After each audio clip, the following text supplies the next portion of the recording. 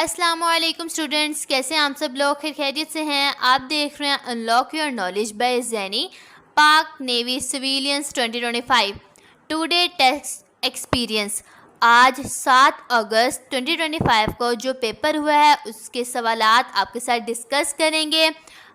Test centre जाने से पहले ये वीडियो देखकर लाजमी जाइएगा। ओके, आज के टेस्ट में आने वाले अहम सवालात जो उनसे हैं वो सब आपको इसी वीडियो में मिलेंगे। इन सवालात से आपका टेस्ट पास होगा इंशाअल्लाह अज़ीम। कमेंट में इंशाअल्लाह ज़रूर लिख दीजिएगा। बाकी इसमें UDC, LDC, civil, storeman, assistant के क्वेश्चंस होंगे। आपने बहुत ही अच्छे तरीके से इनकी तैयारी करनी है ताकि आपका पेपर बहुत अच्छा हो। बाकी इससे पहले हमने 1 अगस्त, 2 अगस्त, 6 अगस्त का टुडे एक्सपीरियंस हमने अपने चैनल पर अपलोड कर दिया। आप वहाँ जाके उन वीडियो को वॉच कर लें ताकि आपकी बहुत ही अच्छे तरीके से तैयारी हो पाए। हमने सीरीज़ भी पाकिस्तान नेवी सिविलियंस की स्टार्ट की थी, प्रिपरेशन की, तो वो भी वीडियोस 1 से लेकर 5 तक पार्ट्स दिए गए हैं। वो भी जाकर आप अच्छे तरीके से उनकी तैयारी करें ताकि पेपर किसी भी तरीके से फेल ना हो। अल्लाह ना करे, इंशाल्लाह ज़रूर पास होगा। बाकी अभी भी पाकिस्तान नेवी सिविलियंस की रजिस्ट्रेशंस ओपन हैं। 10 अगस्त इसकी लास्ट डेट है। आप इसमें अप्लाई करें और पाकिस्तान नेवी का हिस्सा बने, ठीक है। बाकी अगर आपने हमारे थ्रू अप्लाई करवाना है तो वो भी आप हमें व्हाट्सअप नंबर पे हमसे कांटेक्ट कर सकते हैं या फिर हमें कमेंट कर सकते हैं। आपका अप्लाई करवा दिया जाएगा। व्हाट्सअप नंबर हम अभी आपसे आगे डिस्कस करेंगे। बाकी वीडियो को लास्ट तक देखिएगा ताकि कोई भी ऐसा मोस्ट इंपॉर्टेंट पॉइंट हो वो आपसे स्किप ना हो जाए, ठीक है। नेक्स्ट अब हम चलते हैं अपने MCQs की तरफ।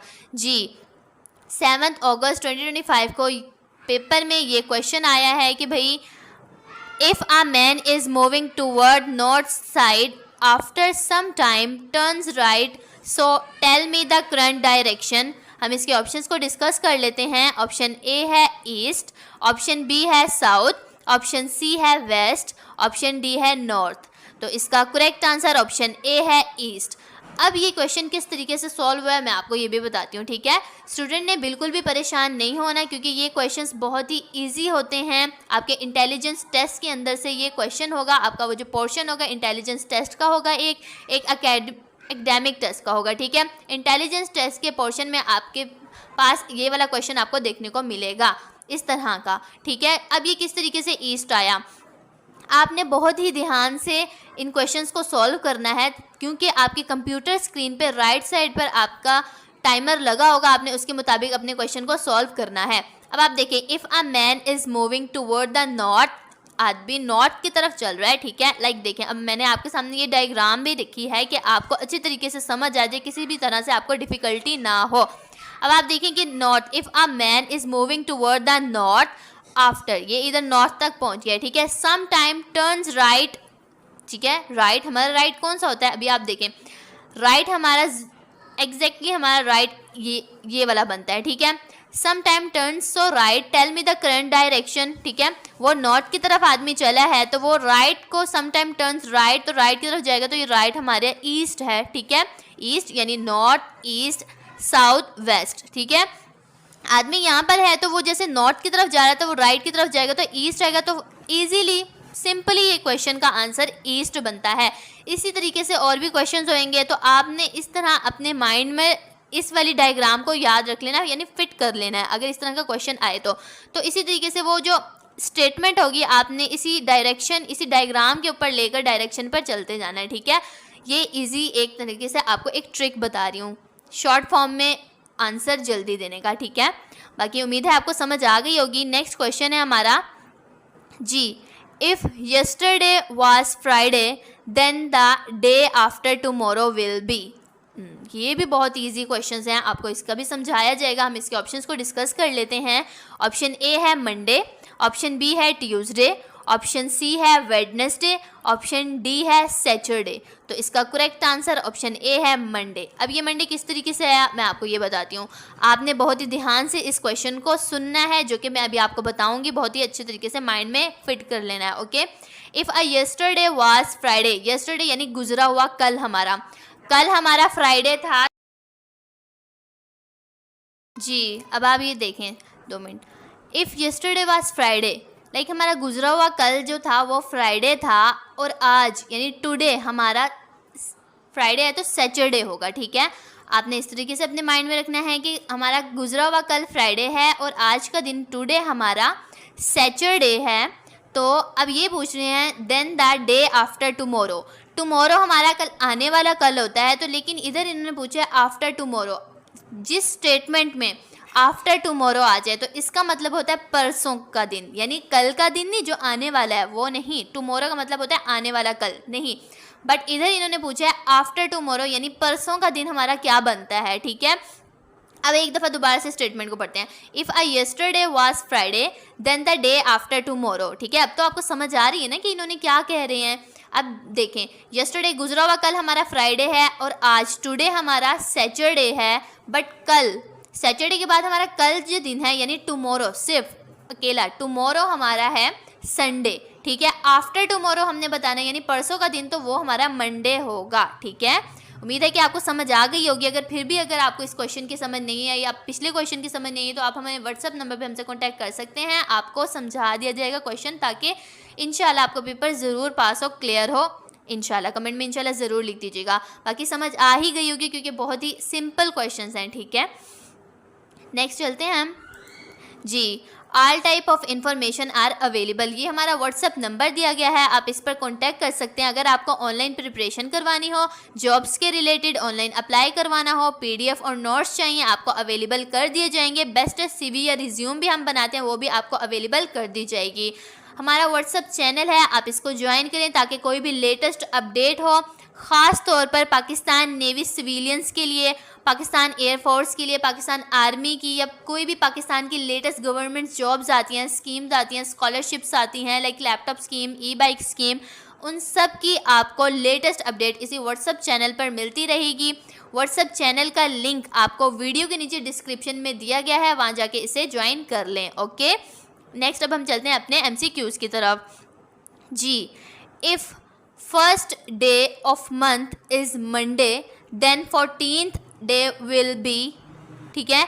हम इसके ऑप्शंस को डिस्कस कर लेते हैं। ऑप्शन ए है फ्राइडे, ऑप्शन बी है सैटरडे, ऑप्शन सी है संडे, ऑप्शन डी है ट्यूसडे। तो इसका करेक्ट आंसर ऑप्शन सी है संडे।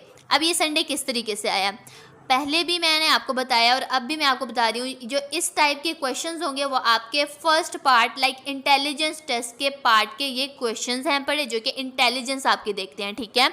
इंटेलिजेंस में आपके वर्बल नॉन वर्बल होंगे, ठीक है। तो उनके उस पार्ट के अंदर आने वाले ये क्वेश्चंस हैं, यानी आपका पहले सामना इस वाले क्वेश्चन, इस तरह के क्वेश्चन से होगा। नेक्स्ट आप एकेडमिक लाइक अपने जो मैट्रिक में आपने पढ़े हैं, इंटर में पढ़े हैं, उस तरह के क्वेश्चन का आपका बाद में सामना होगा। तो पहले, और ये बात आप याद रखिएगा, जब आप टेस्ट देने जाएंगे, अगर आप जिस तरह आपका पेपर होगा वो 2 पार्ट्स में मुश्तमिल है, एक इंटेलिजेंस टेस्ट में, दूसरा एकेडमिक टेस्ट में। अगर आप इंटेलिजेंस टेस्ट को क्लियर करते हैं देन आप एकेडमिक टेस्ट की तरफ मूव ऑन करेंगे, वरना आप नहीं करेंगे। अल्लाह ना करे ऐसा हो, इंशाल्लाह ज़रूर क्लियर करेंगे। बाकी मैं आपको अच्छे तरीके से समझा रही हूँ, पेपर देने से पहले आपको सब कुछ पहले से पता होना चाहिए।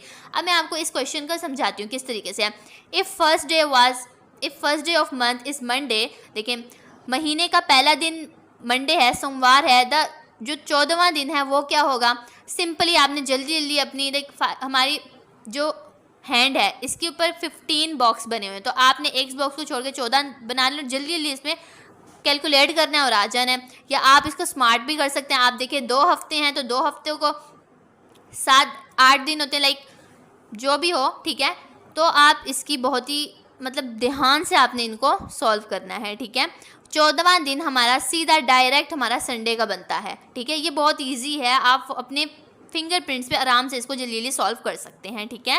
मैं आपको फिर बता रही हूँ, आपका जो टाइमर होगा वो आपकी स्क्रीन पर राइट साइड पर होगा, आपने उसके मुताबिक क्वेश्चन को हल करना है, सॉल्व करना है, ओके। नेक्स्ट क्वेश्चन है हमारा, there are 3 cows and 2 chickens and 6 cats, calculate the total legs for all.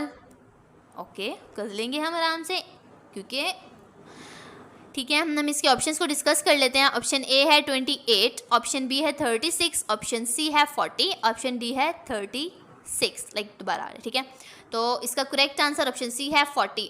हम क्यों कर लेंगे, क्योंकि ये बहुत इजी क्वेश्चन है, तो मैं आपको समझाती हूँ। बट इससे पहले मैं आपसे ये बात कर रही हूँ कि आपको कंट्रीज़ के कैपिटल्स आने चाहिए, ठीक है। जीके में एकेडमिक टेस्ट में आपका जीके आएगा, ठीक है। तो जीके के क्वेश्चंस आपको आना लाजमी हैं। बाकी आप से मैं ये क्वेश्चन पूछती हूँ जो कि आपने मुझे कमेंट में इसका आंसर लाजमी करना है। आपने मुझे ये बताना है, फर्स्ट ऑफ ऑल आपसे 2 क्वेश्चंस पूछे जा रहे हैं कि आपने बताना है कि जो न्यूट्रॉन है, न्यूटन, ठीक है, वो किसने डिस्कवर किया। ओके, आपने इसका आंसर कमेंट में देना है। इस तरीके से पता चलेगा आपकी तैयारी कितनी अच्छी है। और इसके अलावा आपने मुझे कैपिटल बताना है। स्टूडेंट्स को काफ़ी ज़्यादा ऐसे होते हैं जिन स्टूडेंट्स को कैपिटल याद करने की मतलब वो होती है, ख्वाहिश होती है, तो वो आपको मैं ये बता दूं, आपने मेन कंट्रीज़ के कैपिटल लाजमी याद करने हैं, क्योंकि एक ना एक क्वेश्चन ज़रूर आता है। ये ग्रेस मार्क्स है, आपको ये आना चाहिए, ठीक है। अब मैं आपसे पूछती हूँ, जिन स्टूडेंट्स को पहले से ही कैपिटल आते हैं या अगर फिर भी उनकी प्रैक्टिस नहीं है या प्रैक्टिस है बड़ी, तो आपने मुझे इसका आंसर देना है कि अमेरिका, जो अमेरिका है ना, यूनाइटेड स्टेट्स अमेरिका, उसका कैपिटल क्या है। आपने ये कमेंट में इसका आंसर देना है। इस तरीके से पता चलेगा आपकी तैयारी कितनी अच्छी है, ठीक है। बाकी अब इस क्वेश्चन की तरफ आते हैं कि there are 3 cows and 2 chickens and 6 cats। अब मैं इसका आपके सामने सोल्यूशन भी किया हुआ है मैंने, ठीक है, आपके देख सकते हैं, आप आपकी स्क्रीन पर है। 3 cows यानी उसकी 4 legs हैं, 3 × 4 = 12। ओके, ये आसानी से मैंने आपके सामने ये सॉल्व किया हुआ ताकि आपको मैं इस तरीके से ना बता पाऊँ कि भाई अब आप देखो 3 गाय हैं तो 4 उनकी टांगे होंगी, लाइक फॉर एग्जांपल, नो ऐसे नहीं, ठीक है।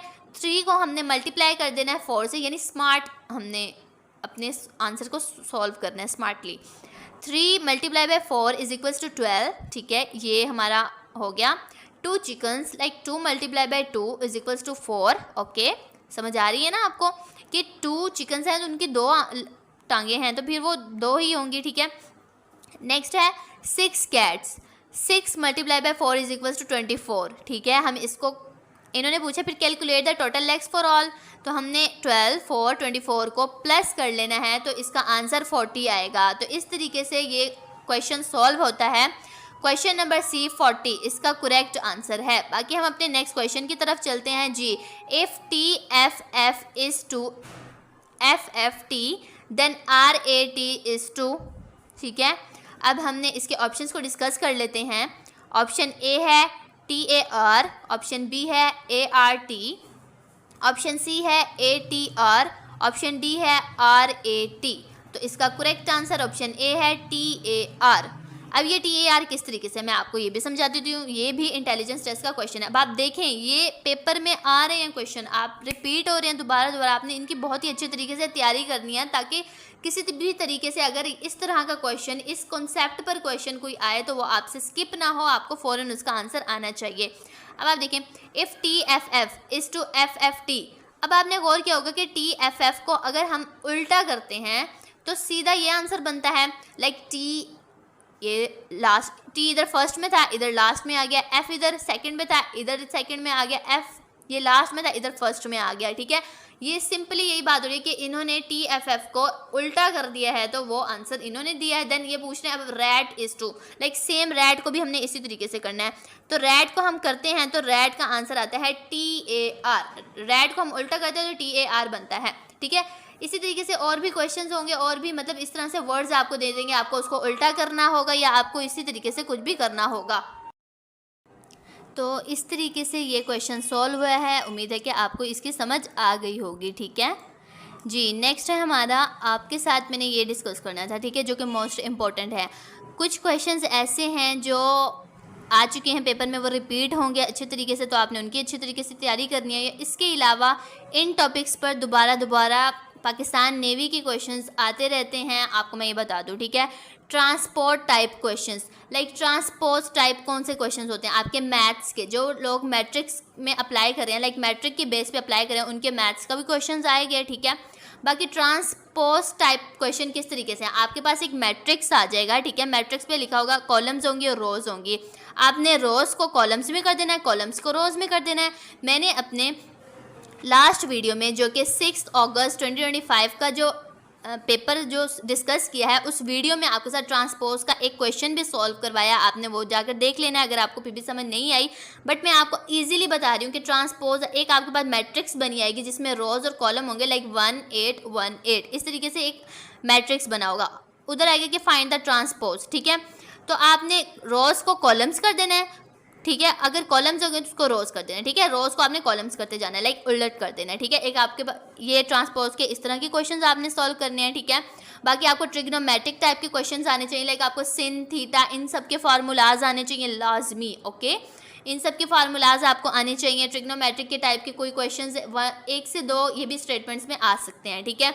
इसके अलावा अभी मैंने आपसे पूछा था, आपने मुझे कमेंट में लाजमी बताना है कि न्यूट्रॉन किसने डिस्कवर किया था, ठीक है। इसी तरीके से आपको इलेक्ट्रॉन का भी डिस्कवर्ड पता होना चाहिए, प्रोटॉन का भी पता होना चाहिए, इनकी डेफिनेशन भी आपको पता होनी चाहिए, ठीक है, कि किस किस ने इसको डिस्कवर्ड किया और इसकी क्या डेफिनेशन है। न्यूट्रॉन की आपने लाजमी बतानी है, और अगर आपको इलेक्ट्रॉन प्रोटॉन की आती है तो वो भी आप हमें कमेंट में बता सकते हैं। इस तरीके से पता चलता है स्टूडेंट्स की कितनी अच्छी तैयारी है, वो कितने दिल से पढ़ते हैं, प्रिपरेशन करते हैं और वो पेपर देते हैं और क्लियर करते हैं, ठीक है। बाकी उसके अलावा कंट्रीज़, ये भी मैंने अभी आपको बताया कि कैपिटल, कंट्रीज़ की कैपिटल्स आपको लाजमी आने चाहिए। अब मैं ये भी नहीं कह रही कि आपको फुल जितने भी वर्ल्ड में कंट्रीज़ हैं उन सब की आने चाहिए, नहीं, आपको मेन एटलीस्ट आप 10 कम से कम मैं आपको कह रही हूँ कि आपको 10 कंट्रीज़ के कैपिटल्स आना लाजमी है। लाइक फॉर एग्जांपल अमेरिका के, रशिया के, चाइना का, फ्रांस का, पाकिस्तान, इंडिया, तो इस तरीके से आपको 10 कंट्रीज़ के कैपिटल्स लाजमी आना चाहिए और उनकी आपको करेंसीज आनी चाहिए, ठीक है, करेंसीज, ठीक है। लाइक फॉर एग्जांपल पाकिस्तान की करेंसी क्या है, रुपीज़, श्रीलंका की क्या है, रुपीज़, और इंडियन की क्या है, रुपीज़। बट आगे रुपीज़ नहीं चलती, आगे अमेरिका के डॉलर्स होते हैं, ठीक है। रशिया के आप देख से रूबल्स चलते हैं, ठीक है। बाकी जो आप इस तरीके से आप जैसे ही करेंसीज़ को गूगल करेंगे तो आप एटलीस्ट 10 तो आपको आने चाहिए, वो भी मेन कंट्रीज़ के, ठीक है। अगर आप चाहते हैं कि मैं मेन कंट्रीज़ आपको वो भी बता दूं कि कौन कौन से, तो आप हमारे व्हाट्सअप नंबर पे हमसे कांटेक्ट कर सकते हैं, आपको वो मेन कंट्रीज़ में बता दूंगी ताकि आप उसकी अच्छे तरीके से तैयारी कर लें। बाकी अगर किसी ने अप्लाई करवाना है तो वो भी आप हमसे अप्लाई करवा सकते हैं। बाकी इंग्लिश का आपको लाजमी ये आना चाहिए कि इंग्लिश के जो पोर्शन होता है उसमें जस्ट, ठीक है, ज़्यादा नहीं, प्रेपोजिशन के क्वेश्चंस बहुत ज़्यादा आते हैं, ठीक है। सिनोनिम्स के आते हैं, एंटोनिम्स के आते हैं, एक्टिव वाइज पैसिव वाइज के भी आ सकते हैं, और इसके अलावा इंग्लिश इनटू उर्दू इस तरह के भी क्वेश्चन आते हैं, ठीक है। बाकी आपने सबसे ज़्यादा ग्रिप अपनी प्रेपोजिशन पे रखनी है कि इज़, टू, द किधर किधर लगते हैं, ठीक है। फिलिंग द ब्लैंक्स आ जाते हैं तो आपने प्रपोजिशन के इस टाइप के क्वेश्चंस करने हैं, ठीक है। उम्मीद है कि आपको अच्छी तरीके से गाइडेंस मिल गई है। आपने किसी भी तरीके से अपनी प्रैक्टिस को रोकना नहीं है, पढ़ते रहना है अपना पेपर तक, जब तक आपके रोल नंबर स्लिप पर टेस्ट डेट नहीं आ जाए तो इंशाल्लाह पेपर देने जाना, और इंशाल्लाह आपका पेपर ज़रूर क्लियर होगा। कमेंट में इंशाल्लाह ज़रूर लिख दीजिएगा, ठीक है। बाकी नेक्स्ट क्वेश्चन है हमारा जो कि आज हुआ है, वो है 2x2 is equals to 44, like 44, 3x6 is equal to 936, 4x9 यानी 4 multiply by 9 is equal to what, ठीक है। हम इसके ऑप्शंस को डिस्कस कर लेते हैं। ऑप्शन ए है 981, ऑप्शन बी है 16 यानी 1681, ऑप्शन सी है 1864, ऑप्शन डी है 1988। तो इसका करेक्ट आंसर ऑप्शन बी है 16 यानी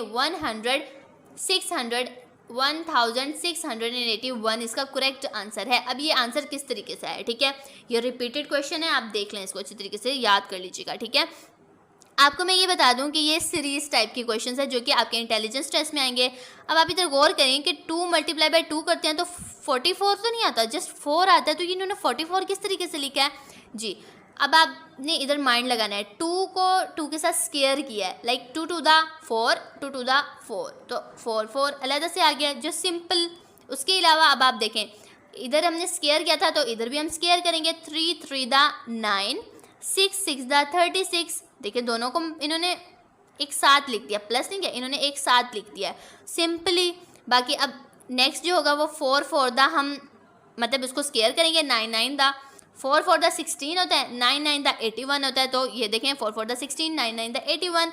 तो इस तरीके से ये क्वेश्चन सॉल्व हुआ है, ये स्केयर हुए हैं, आप देख सकते हैं, ठीक है जी। नेक्स्ट क्वेश्चन है हमारा सिनोनिम ऑफ एंड्योर, ठीक है। हम इसके ऑप्शंस को डिस्कस कर लेते हैं। ऑप्शन ए है टॉलरेट, ऑप्शन बी है इग्नोर, ऑप्शन सी है रिप्लेस, ऑप्शन डी है रिक्रिएट, ठीक है। तो इसका करेक्ट आंसर ऑप्शन ए है टॉलरेट। जो सिनोनिम्स है सेम मीनिंग है, सिनोनिम्स मतलब होता है सेम मीनिंग वर्ड का, ठीक है, और एंटोनिम होता है उसका उलट, ठीक है। तो इसी तरीके से synonym of endure is a यानी टॉलरेट, ओके। नेक्स्ट है हमारा question, If a man's salary is 5,000 rupees and 5% government tax deducted, so find the remaining salary. हम इसके ऑप्शंस को डिस्कस कर लेते हैं. ऑप्शन ए है 4,750, ऑप्शन बी है 8,765, ऑप्शन सी है 987, ऑप्शन डी है 4,321. तो इसका करेक्ट आंसर ऑप्शन ए है 4,750. ओके, अब ये आंसर किस तरीके से आया है, ये भी एक रिपीटेड क्वेश्चन है. ठीक है, आपने बहुत ही अच्छे तरीके से इसको समझना है. अगर आपको आता है तो वेल एंड गुड है, जिसको नहीं आता उसको भी कोई परेशानी की ज़रूरत नहीं है, यानी टेंशन लेने की ज़रूरत नहीं है. आपको ये अच्छी तरीके से समझ आ जाएगा. बहुत ही ईजी क्वेश्चन होते हैं, मैट्रिक बेस्ड क्वेश्चन होते हैं. ओके, अब आप देखें, इन्होंने पूछा कि मैन की यानी एक आदमी की सैलरी 5,000 रुपीज़ और 5% उसकी गवर्नमेंट टैक्स में डिडक्ट हो जाती है, तो उसके पास कितनी बचती है. अब आप देखें 5 को हम डिवाइड करेंगे 100 से, मल्टीप्लाई कर देंगे 5,000 से. इस तरीके से हम इसे मतलब इसका रफ अमल करेंगे. आपने देखें ये 2 ज़ीरोज़ हैं, 2 ज़ीरोज़ को 2 ज़ीरोज़ के साथ कट कर देंगे, तो ये जो आंसर आएगा उसको हम जैसे ही करेंगे तो 5 बाद 1 यानी 5 को मल्टीप्लाई करेंगे 50 से, तो 250 आएगा इसका आंसर. ठीक है, फर्स्ट स्टेप का 250 आएगा. तो 250 को हमने माइनस कर देना, क्योंकि हमने इधर डिडक्ट करनी है वैल्यू, हमने इधर डिडक्ट करने हैं यानी माइनस करने हैं. तो 250 को माइनस कर देंगे हमने इसकी टोटल वैल्यू के साथ. ठीक है, 5,000. तो 5,000 से हम 250 निकालते हैं, 5% निकालते हैं, तो हमारा आंसर आता है 4,750. तो ये आंसर इसका करेक्ट है. उम्मीद है कि आपको इसकी समझ आ गई होगी. नहीं आई तो आप हमसे पूछ सकते हैं कमेंट में. ओके, नेक्स्ट क्वेश्चन है हमारा, लास्ट क्वेश्चन है हमारे. ठीक है, लास्ट बट नॉट लीस्ट. ठीक है, army is to navy as soldier is to what. हम इसके ऑप्शंस को डिस्कस कर लेते हैं. ऑप्शन ए है सेलर्स, ऑप्शन बी है सोल्जर्स, ऑप्शन सी है एयरमैन, ऑप्शन डी है नन ऑफ दिस. अब आप देखें तो इसका करेक्ट आंसर ऑप्शन ए है sailors. Army is to navy as soldier is to, ठीक है, सेलर्स. अब आपको इस तरह के क्वेश्चन सॉल्व करने के लिए आपको ये लाजमी पता होना चाहिए, जो कि अभी मैं आपको बताऊंगी.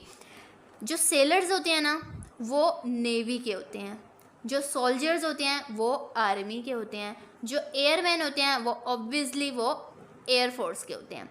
तो एयरफोर्स की स्टार्टिंग जो पोस्ट होती है वो एयरमैन की होती है. आर्मी की स्टार्टिंग पोस्ट जो सी होती है जिस पे स्टूडेंट आता है वो सोल्जर होती है, और नेवी की जो स्टार्टिंग पोस्ट होती है वो सेलर्स की होती है. ठीक है, ये आपको कॉन्सेप्ट अच्छे तरीके से याद कर लेना है, रट्टा लगा लेना है अच्छे तरीके से. या अगर इस कॉन्सेप्ट को याद कर लेंगे तो आपको इस तरह के क्वेश्चन सॉल्व करने में ऐसे ऐसे मिनटों में आप ये क्वेश्चन सॉल्व करेंगे. ठीक है, ये बात मैंने आपको बता दी. अब आप इसी बात को मद्देनजर रखते हुए देखें, army is to navy, like army का सोल्जर होता है, नेवी का सेलर होता है. Army is to navy as soldier is to same, army soldier same होता है तो नेवी सेलर भी सेम होना चाहिए. आर्मी नेवी है तो जो सोल्जर होता है वो सेलर होगा. तो इस तरीके से ये जो क्वेश्चन है सॉल्व होगा. बाकी आ सकता है कि airman is to soldier, then air force is to army. ठीक है, तो इस तरह के क्वेश्चंस होते हैं. बाकी अगर आपको फिर भी कुछ समझ नहीं आई तो आप हमें कमेंट कर सकते हैं, आपको रिप्लाई दे दिया जाएगा. और पेपर बहुत ही अच्छा दीजिएगा जिन स्टूडेंट्स का पेपर है. और ये एक्सपीरियंस आप देख लीजिएगा हमारे चैनल पर. पाकिस्तान नेवी सिविलियंस की और भी तैयारी करवाई गई है, वो सारी वीडियोस आपने अच्छे तरीके से तैयार कर लेनी है ताकि आपका पेपर बहुत अच्छा हो. इंशाल्लाह कमेंट में इंशाल्लाह ज़रूर लिख दीजिएगा. बाकी थैंक यू सो मच. अल्लाह हाफिज़.